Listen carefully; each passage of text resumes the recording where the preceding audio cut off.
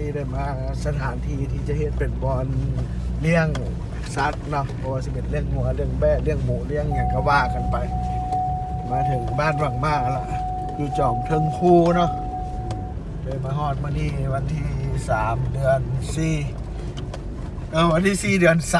3 2019ลงมือเห็นไหมตอนนี้ก็เริ่มมีการก่อสร้างเฮ็ดเป็นคอกให้กับสัตว์เนาะ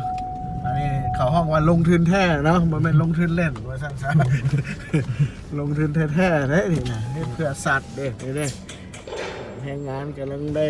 ประกอบกันอยู่เดี๋ยวเฮาสิลงไปเบิ่งเลยละตอนนี้เมื่อกี้หลังจากที่ขึ้นมาบ้านวังมาท่านที่เห็นเลยเนาะก็นี่คือทีมงานกำลังสิเริ่มทำการเฮ็ดเป็นอันนี้มันเฮ็ดอย่างคอกงัวบ่โอ้คอกงัวเนาะสิเลี้ยงงัวจักโตนี่แผนหัวหน้าเพิ่นเว้านี่เอาเว้าใส่จอนี่เว้าใส่จอนี่โอ้หลายตึ้มหลายเนาะเอาหลักร้อยหลักพันโอ้หมุน500นี่เด้นี่แหละผู้บุกเบิกเขาห้องผู้บุกเบิกเนาะสิสร้างเป็นแหล่งงัวเลี้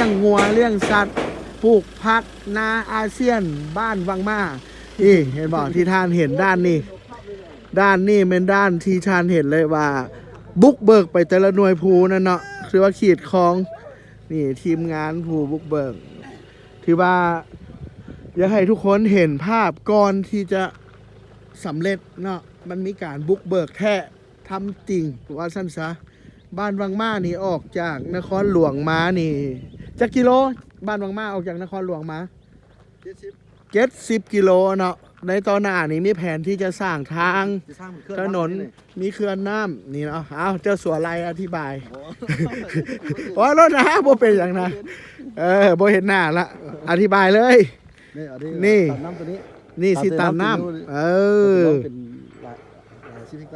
ลองน้ำมันสิมาจากทางนี้เนาะแล้วก็สิมาเฮ็ดมาตันอยู่นี่ให้เป็นน้ำตกตาดให้เป็นน้ำตกตาดเป็นแหล่งท่องเที่ยวของบ้านบางมานี่ขี่เรือไฟล้อขี่สกีมาขี่เรือล่องแพก็ว่ากันไปเนาะคือท่านเห็นนี่แหละนั่นคือเส้นขอบเขตแดนที่ได้คลองเมืองได้บุกอ้อมบ้านบางมานี่พื้นที่เกือบ1,000 เฮกตาร์เนาะที่จะเป็นแหล่งท่องเที่ยวของประเทศเป็นแผนที่ว่าของเฮาที่เราจะพัฒนาให้เป็นแบบว่าอันดับ1หมดแหละไปของอาเซียนหมดแหละไปนั่นคือเป้าหมายเนาะ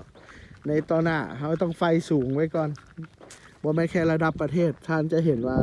อยู่ที่จอมพูนี่จะเห็นมีลายภูอ้อมนี่เป็นพื้นที่ที่จะพัฒนาเนาะจนฮอดด้านนั้นพุ่นต้นไม้น้อยพุ่นนี่เนาะบนต้นไม้น้อยพุ่นต้นไม้จนน้อยเนาะแมนเมิดแถวนั้นถือว่าเป็นอาณาจักรเนาะหันเขาสิใช้คำว่าเป็นอาณาจักรซะเพราะมันกับเกือบ1,000 เฮกตาร์กับบ่แม่นพื้นที่น้อยๆฉะนั้นอันนี้เป็นการเฮ็ดพัฒนาแท้ฉะนั้นบ่ต้องห่วงเนาะสำหรับพ่อแม่พี่น้องบ้านวังมาก็ดีบ้านที่อ้อมข้างก็ดีเขาจะสร้างเวียกเฮ็ดงานทำเนาะสร้าง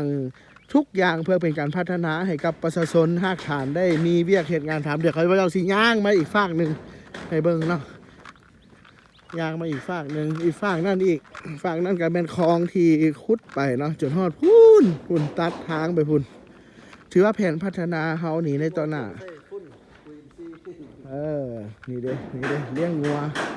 ปุ้นอินทรีย์อันนี้ก็เป็นเริ่มต้นเนาะปุ้นอินทรีย์บ่ต้องขึ้นอย่างไรได้ขี่งัวนี่แหละ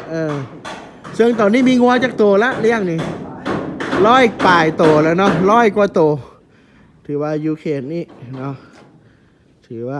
อันนี้แหละจะเก็บภาพไว้ให้คนรุ่นหลังหรือว่าให้กับทุกคนได้เบิ่งว่าตอนที่เริ่มพัฒนาเริ่มต้นมันเฮาได้เฮ็ดแท้เนาะนี่ก็ถือว่าพัฒนาไปหลายแล้วจากเมื่อก่อนที่ยังบ่ทันได้บุกเบิกคือท่านเห็นเส้นทางรถเนาะในการตัดแล้วก็เฮ็ดคลองอ้อมว่าซั่นซะพื้นที่ที่จะพัฒนาในอยู่บ้านวังมาแห่งนี้ท่านก็สิเห็นเนาะแล้วนี่ก็เป็นภาพที่เก็บภาพให้เป็นประวัติศาสตร์เด้อหลังจากเป็นแหล่งท่องเที่ยวก็สามารถมาชมมาเบิ่งมาสัมผัส